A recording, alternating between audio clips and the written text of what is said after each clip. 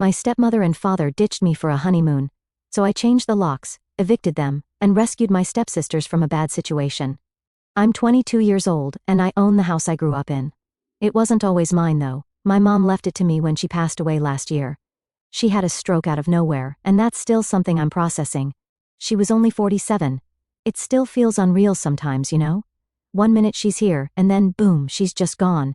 Anyway, she left me the house. Which is the only good thing that came out of all that, I guess. Growing up, I was close to my mom. My parents split when I was 7, and I did the whole back and forth thing, half the time with dad, half with mom. But let's be real, I always got along better with her. Dad was just, I don't know, always busy. It was either work or some woman he was dating. Honestly, it was like I was never his priority. Not that I'm bitter or anything, well, maybe a little. But I had mom, so I didn't care that much.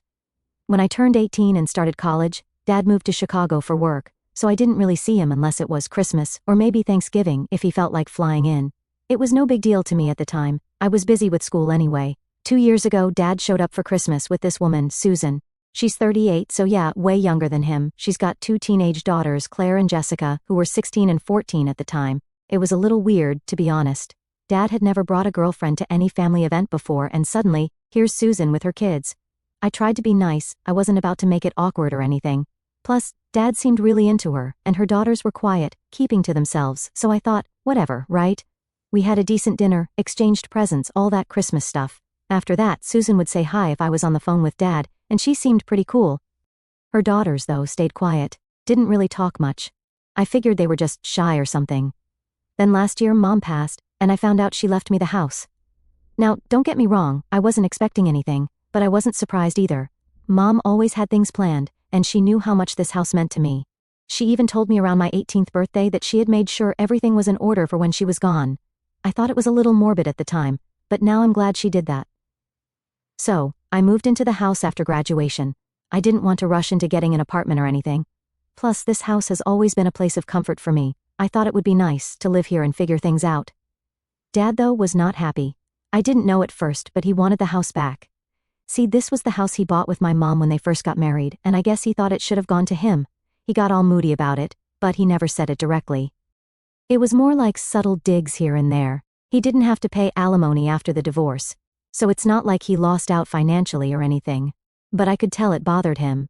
After the funeral, Dad and Susan went back to Chicago, and for a while, things were quiet. I lived here on my own, settled into a routine, started a new job, you know how it goes. About 6 months ago, Dad called me and said he's getting married to Susan.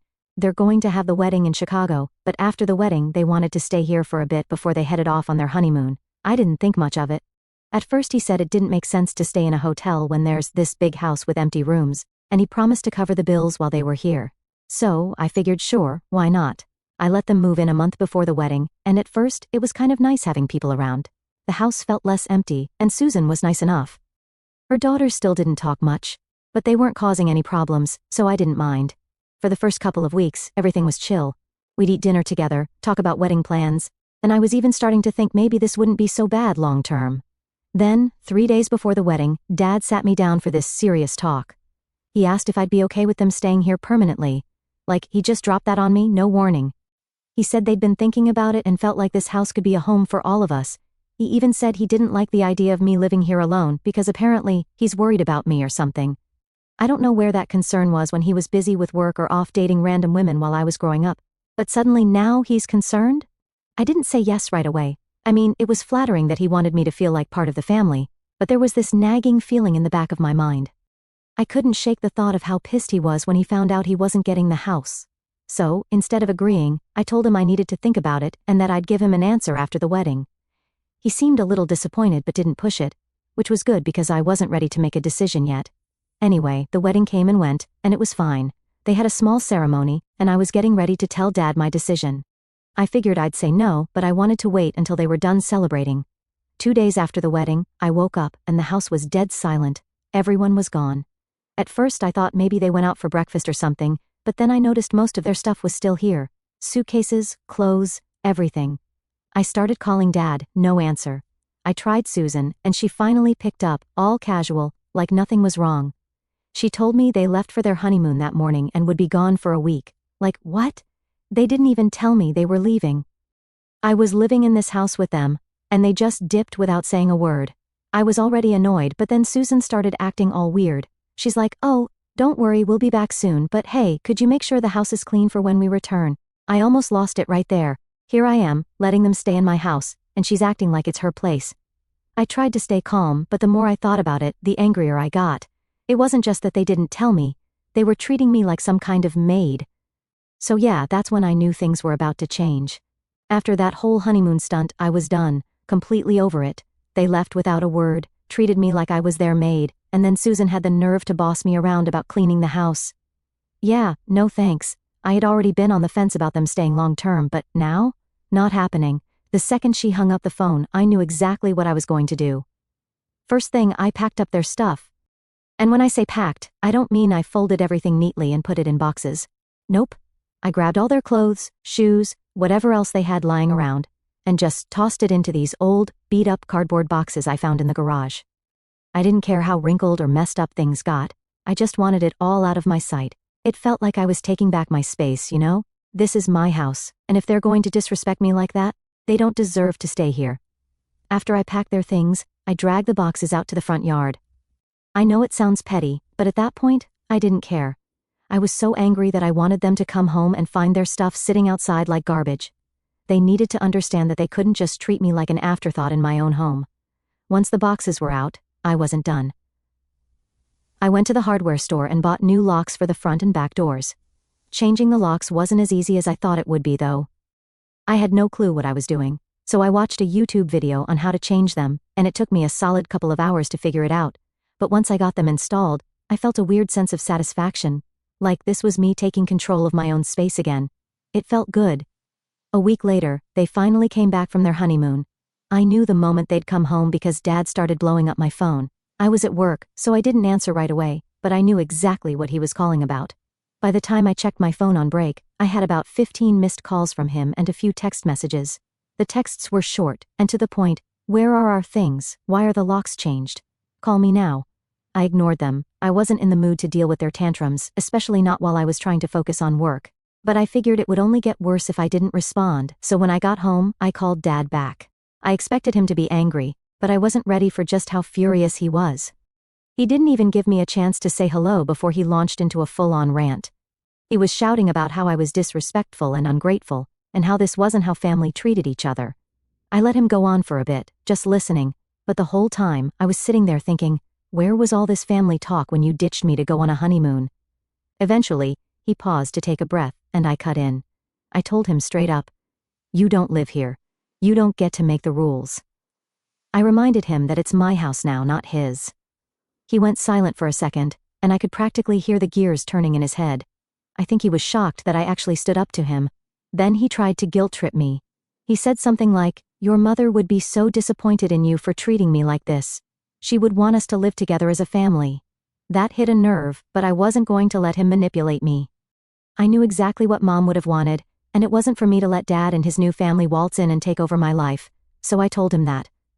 I told him Mom left the house to me for a reason, and if he thought for 1 second that she'd want him and Susan living here after what they'd done, he was delusional. That's when the conversation really took a turn. He started yelling again, calling me selfish and immature. He said I was acting like a spoiled brat and that I needed to grow up. But here's the thing. I was the one who had been responsible this whole time. I'd been living on my own, paying my bills, taking care of the house.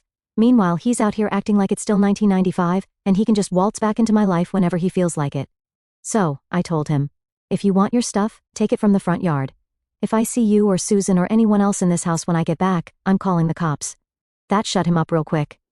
He hung up on me after that, and I wasn't sure if he'd actually take the stuff or just leave it there as some sort of passive-aggressive move.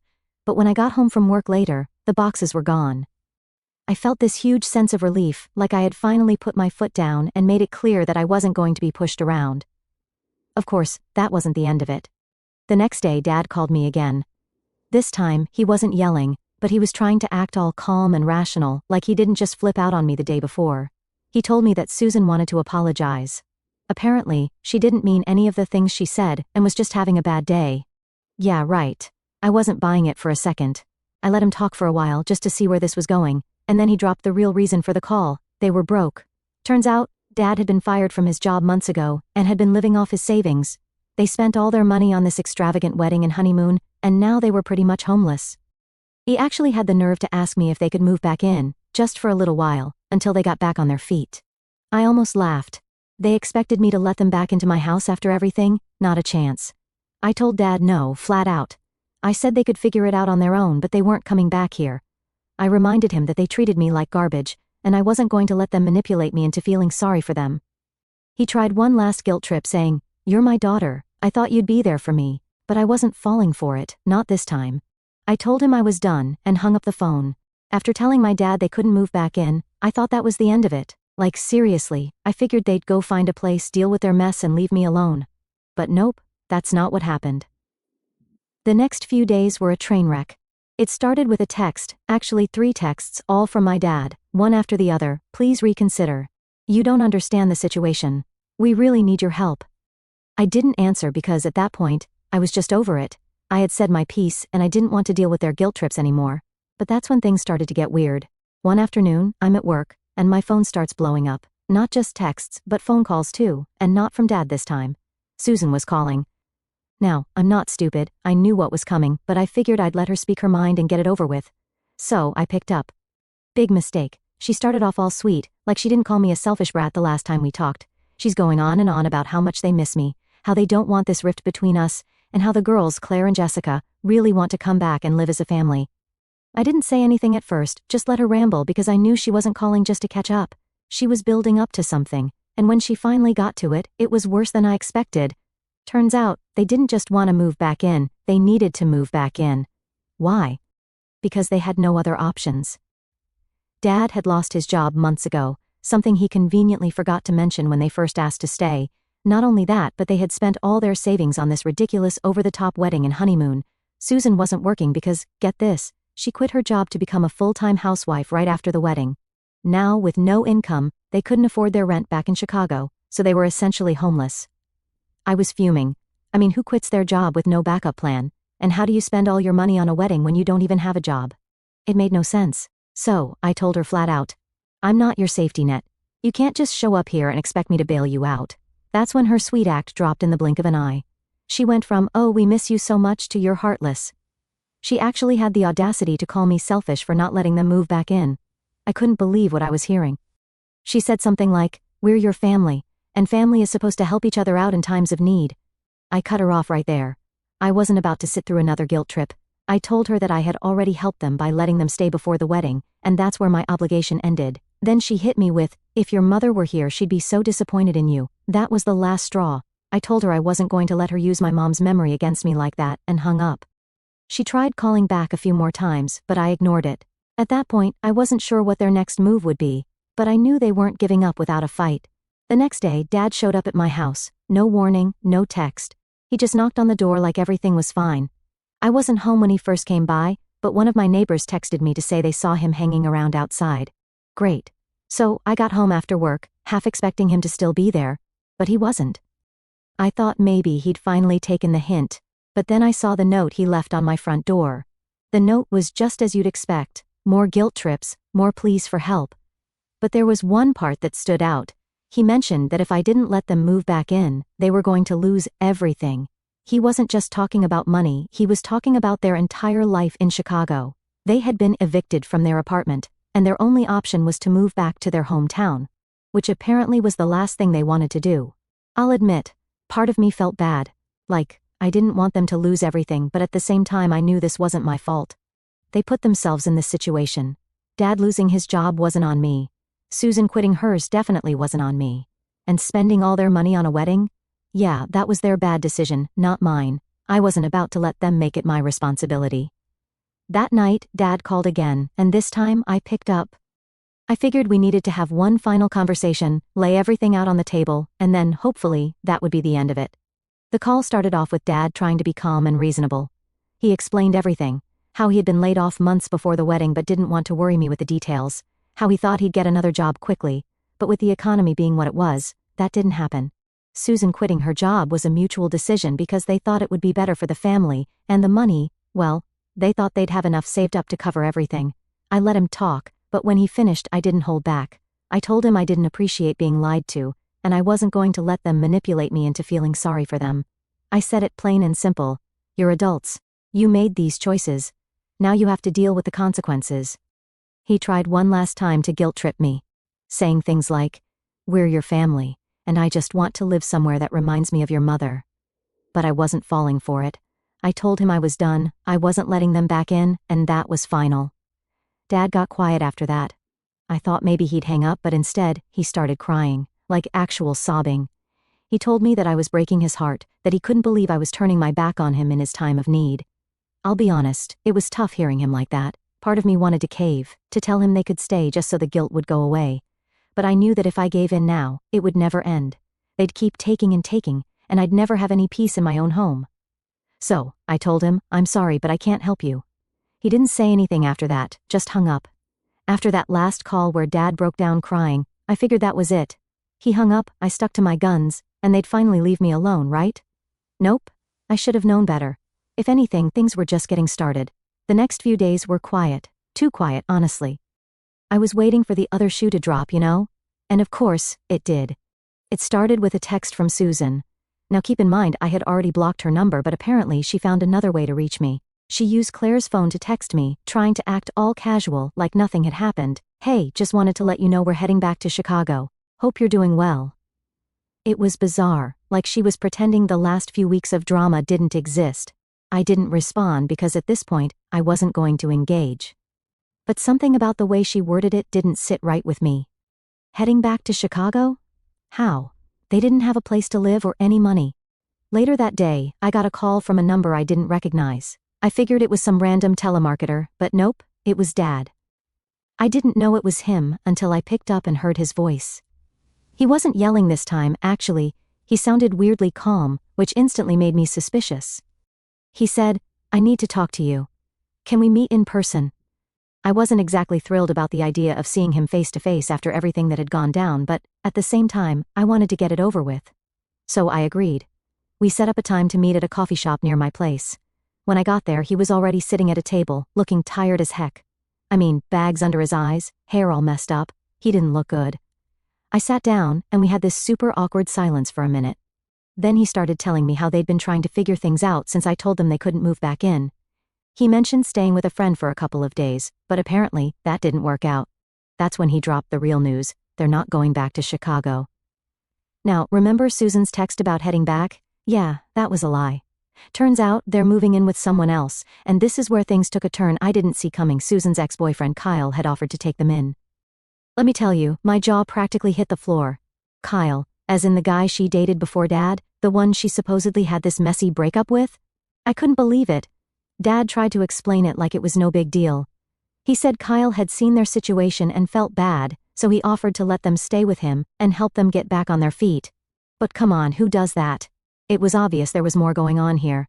I asked Dad straight up, "Are you seriously okay with this? Like, how could he be fine with his new wife moving back in with her ex?" He shrugged and said they didn't have many options, they were desperate. And Kyle was the only one willing to help. He even tried to convince me it was just temporary, but I wasn't buying it. As if things weren't awkward enough, Dad then casually mentioned that Kyle had been spending a lot of time with Claire and Jessica. He said it like it was no big deal, but I could tell there was more to the story. Apparently, Kyle had missed out on a lot of their lives when they were younger. Like he wasn't around much when they were growing up. So now he was trying to make up for lost time or whatever. And that's when it hit me. This whole thing was a mess, and Dad was just too blind to see it. I tried to reason with him. I told him that moving in with Kyle wasn't going to end well. I mean, it was a disaster waiting to happen. But he wouldn't listen. He just kept saying, "It's only temporary, and we'll figure it out." At this point, I was losing my patience. I didn't want to be part of their drama anymore.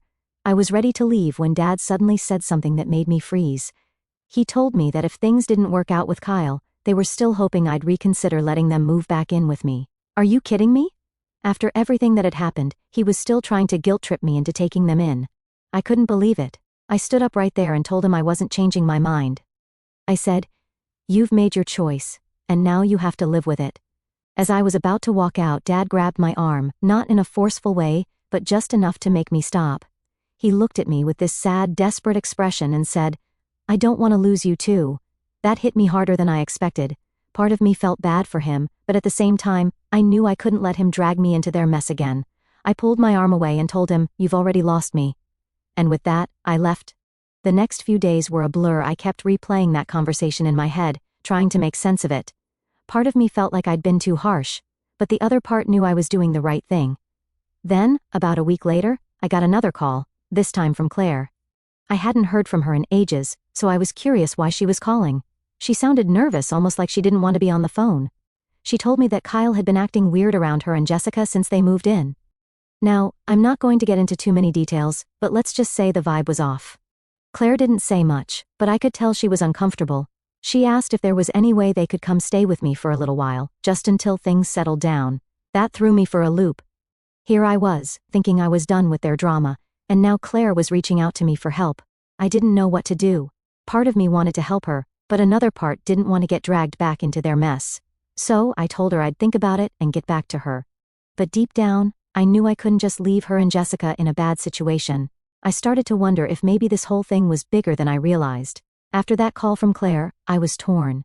Part of me didn't want to deal with their drama anymore. I had finally gotten rid of Dad, Susan, and all the craziness that came with them. But hearing the fear in Claire's voice made me feel like maybe I couldn't just ignore what was happening. I mean, she's a kid. Well, not exactly. She's 17 now, but still. She sounded scared, and I couldn't just brush that off. I told myself I'd sleep on it and figure things out in the morning, but let's be real, I barely got any sleep that night. My mind was racing, thinking about what Claire said, wondering what was going on in that house. The fact that she called me, of all people, meant it had to be serious. I tossed and turned, trying to convince myself that this wasn't my problem, but deep down, I knew I couldn't ignore it. The next morning, I called Claire back. She picked up almost immediately, like she'd been waiting for my call. I didn't waste any time. I asked her straight up, "What's going on with Kyle? Why are you and Jessica so uncomfortable?" She hesitated, which didn't exactly make me feel better. Finally, she said, "It's just, he's been acting weird, like he's always around, always watching us." That sent a chill down my spine. I asked her if he'd done anything specific, but she said, "No, not really. It's more of a feeling, you know? That gut feeling you get when something's off." She said he kept trying to get closer to them, like constantly offering to take them places or insisting they hang out with him. She didn't like it, and Jessica didn't either. But every time they mentioned it to Susan, she just brushed it off like it was no big deal. At this point, I was starting to panic a little. I mean, I don't know Kyle that well, but something about this situation screamed red flag. I didn't want to freak Claire out even more, but I knew I had to do something. So, I asked her if she and Jessica wanted to stay with me for a few days, just to get away and clear their heads. She jumped at the chance. It was like she'd been waiting for someone to give her an escape. The next problem was figuring out how to get them out of there without causing a scene. I didn't want to deal with Kyle or Susan, especially not Kyle. I had no idea how he'd react if he found out the girls were leaving, and honestly, I didn't want to find out. Claire said Kyle worked late most nights, so they could sneak out after he left. They'd pack up some stuff and call me when they were ready. So, that night, I waited. It felt like I was sitting on pins and needles, just waiting for something to go wrong. Every time my phone buzzed, I jumped. Finally, around 10 p.m., Claire texted me, "We're ready, can you come get us?" I grabbed my keys and headed over. When I pulled up to the house, I kept the car running. I didn't want to risk anything. Claire and Jessica came out quietly, both carrying duffel bags. They looked tense, like they were expecting Kyle to come storming out after them at any moment. But he didn't. They got in the car, and we took off. The ride back to my place was pretty quiet. I could tell they were both shaken up, especially Claire. I didn't push them to talk. I figured they needed some time to process everything. When we got back to my house, I set them up in the guest room and told them to make themselves comfortable. They didn't say much, just mumbled thanks and went to bed. The next morning, things were still pretty tense. Claire was on edge, constantly checking her phone. I asked her if she had heard from Susan, and she shook her head. "She's probably too busy with Kyle to even notice we're gone," she said bitterly. That hit me hard. Claire was obviously feeling abandoned by her mom, and I couldn't blame her. Later that day, I finally got a call from Dad. Not Susan, not Kyle, but Dad. I should have seen it coming, but I wasn't exactly prepared for what he had to say. He knew the girls were with me, and he wasn't happy about it. He tried to stay calm, but I could hear the frustration in his voice.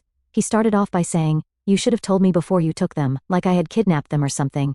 I cut him off. "They called me, Dad. They wanted to leave. Something's not right over there, and you know it." That's when the conversation got ugly.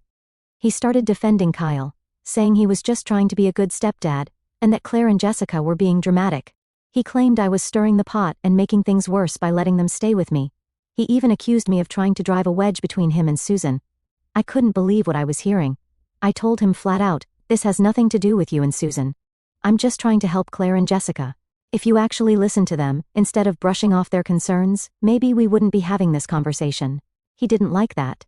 He started ranting about how I was overreacting, that Kyle was a good guy, and that I needed to stop causing problems. But I wasn't backing down. I told him I wasn't going to send Claire and Jessica back to a place where they didn't feel safe, and if he had a problem with that, then too bad. That's when he pulled out the big guns. He said, "If you don't send them back, I'll take legal action." I couldn't believe it. My own dad was threatening me with legal action over this. I didn't even know what to say. I just stood there, holding the phone, trying to process the fact that this was really happening. After a long silence, I finally said, "Do whatever you need to do, but I'm not sending them back." He hung up after that. Claire and Jessica stayed with me for a while after that. I didn't hear from Susan or Kyle directly, but I knew they were out there, trying to figure out their next move. As for Dad, I haven't spoken to him since that call. Maybe he'll follow through with his threat, or maybe he'll realize I was just trying to protect his stepdaughters. I don't know. But one thing's for sure, I'm not backing down,